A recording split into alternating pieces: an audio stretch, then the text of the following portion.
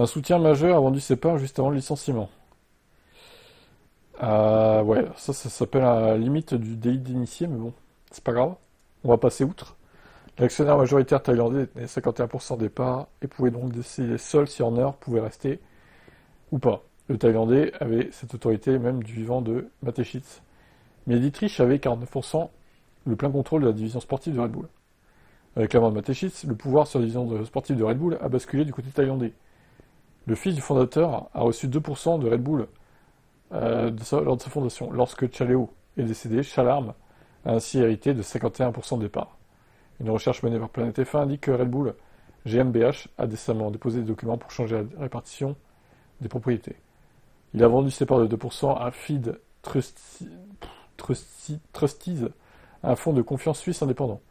La vente de ses parts a résulté en Chalerme et la branche autrichienne de Red Bull, ayant un pourcentage égal à 2 parts. Avec le changement dans le rapport de partage, l'homme qui avait le plus soutenu Horner dans ces dernières années n'était plus présent.